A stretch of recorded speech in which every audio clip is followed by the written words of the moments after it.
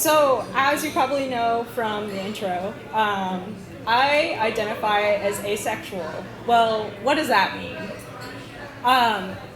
The definition of asexuality, according to the Asexuality Visibility and Education Network, or AVEN for short, is a person who has the lack of a sexual or sometimes romantic attraction to other people. Or as my mom told me once, does that mean you don't love anyone? I was a sophomore in college. We were in my aunt's condo at the beach, having a Christmas at the condo as my parents moved from one house to another. And this was 2016. My parents had Fox News on all the time. And just as whoever on the TV, I forget who, if it was like Brett Baier or whoever, was criticizing Hillary's emails once again, my mom tells me, so does that mean you don't love anyone? I was talking to her about a story that I was writing about in the first openly asexual political candidate in North Carolina where I was going to school. And I told her about this man and how he was running on this campaign of like democratic socialism, but he just happened to be asexual. And the question became, well, Ashlen, why do you care? And that was kind of sort of like the coming out for me of like, hey, like I just want people to understand what this is. And so that happened. Years pass. I go into journalism. I get out of journalism before I get laid off. Go into marketing. Go to grad school because I hated marketing. And I decided to go into a different route. So I grew up in the Episcopalian Church. For those of y'all who don't know what Episcopalians are, that's basically Catholic light. So we're basically Catholics who don't go to confession. So we do all the stand up, sit down, prayers, communion. I did the confirmation where I wore all white and, pledged my innocence to Jesus or whatever. And I had gone to college in the one blue dot in North Carolina at Chapel Hill.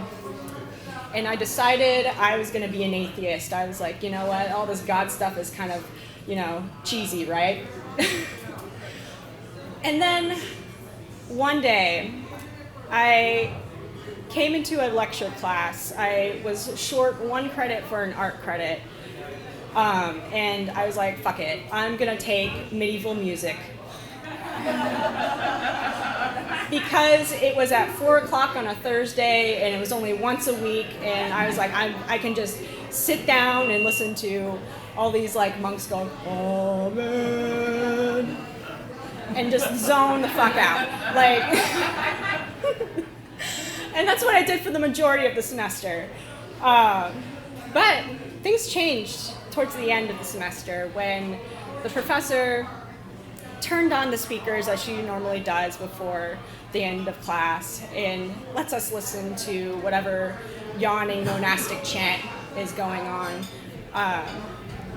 And for the first time, a woman's voice soared through the speakers. This was Hildegard von Bingen, or Hildegard of Bingen. She's a 12th century abbess. She's most known today for her herbal remedies, her woo-woo, like little, aligning the chakras, if have you, something like that. But I knew her as a composer who talked about women in a way that felt like some sort of divine love that I had not experienced before. I was specifically talking about her love for the Saint Ursula in the myth of the 11,000 virgins.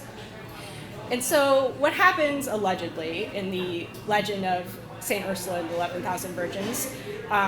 There's 11,000 virgins, and they're on a boat to Cologne. They've just gotten back from Rome, where the Pope was like, "You go, girl, like, go on pilgrimage with your besties." She's like, "Yes," like, and so she goes to Cologne, and then the Huns attack. And they're all brutally slaughtered on the banks of the Rhine, bones everywhere. And at the very end, St. Ursula is the last one standing. And it's just she and the leader of the Huns, and he's pointing an arrow at her chest. He wants her to marry him. And of course she says no, because I'm a Christian virgin and I'm married to Christ. And so he shoots her and she dies.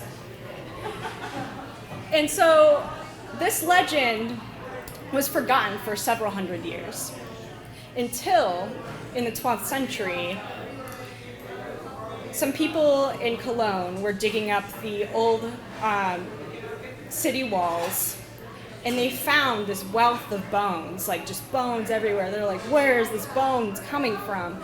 And they said, it must be the 11,000 virgins. And so the cult of St. Ursula and 11,000 virgins got so popular in Germany, where, Hildegard was living, that she became obsessed with St. Ursula. She even wrote a book of songs dedicated to her and her, her besties that were living their best life on this boat. And so hundreds of years later, almost 900 years later, this song comes out of the speakers as I'm just speechless in this lecture hall. And so I do what any other nerd does in college, and I go to the library and I look up Hildegard of Bingen. And there's a book there. Now, I really realized that Hildegard was most famous for writing a book of visions. She claimed to be messages from God that came directly from him. And it describes like the beginning and ending of days, massive like mountains falling, and people in towers just looking out and, looking to see if their sins will be absolved. But the thing that I found most compelling was her artwork. And inside of her book, she drew drawings of her visions. And the vision that I was most interested in was the vision about the saints being cradled by the Lady Church. And in front, there's depicted a woman in a red dress with long blonde hair. And I'd like to believe that was St. Ursula. So I went to grad school a few years later, not really thinking much of it anymore. And then I decided to go look for Hildegard again. I needed to come up with a thesis, and I was like, this Hildegard figure was pretty interesting, and I figured maybe, hey, I can write a book about it. And so I go to Germany, and I hike from where Hildegard was born to where she died, 85 miles across southwestern Germany, learning about her. And this entire time I'm thinking, why am I so interested about this woman who died so many years ago, who believed in a God I didn't believe in anymore? And I didn't really know the answer until I got to the end. Now, every year on September 17th, the anniversary of Hildegard's death in, I believe, 1098, they take a box of relics in which her bones and remains are in. It's a golden ark. It looks like something like ripped out of an Indiana Jones movie.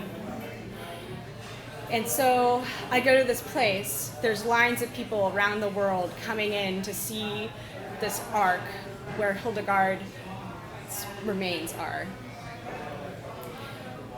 And so as I'm standing in the church, surrounded by all these people. There's children crying. There's, people with selfie sticks trying to get a shot. And I'm thinking to myself, I came all the way to Germany for this, tourist trap? What? But I didn't really understand until I got to the front. See, the inside of the Ark was slightly visible. It was a dark cavern inside of a tiny window that people would kneel down in front of, stare into, and cry. And so, as the line inched forward, there's a woman right behind me just breathing down my neck, waiting for her turn at the Ark, and I let her through because that was stressing me out. But it finally becomes my turn, and everything just goes quiet. I become a subject, I'm praying to these bones. I kneel down just like I had done as a child in Sunday school. And I see in the black cavern a smear of red. It was her blood. Inside of a glass sphere, there was some sort of black goo oozing, almost like it could come alive. It was her heart. And on the back wall, strapped with leather straps, was a femur, and it was her femur. And I kept thinking, this is the moment where Hildegard became real. And I kept thinking about how I had come nearly 2,000 miles to come see her, to feel in her presence. And I thought to myself, this must be the love that people are talking about. As an asexual person, I never really felt interested in romance. I didn't have time, I was doing my own thing. But I made time for Hildegard. And I kept thinking about how the divine love that Julian of Norwich, another medieval women writer of that time that followed Hildegard, talked about. And I thought, there's a love in being seen. There's a love in being inspired. And I think there's a love of being inspired by women, inspiring women, inspiring women, inspiring women forever. And I think that's the sort of love that I'm interested in. Thank you.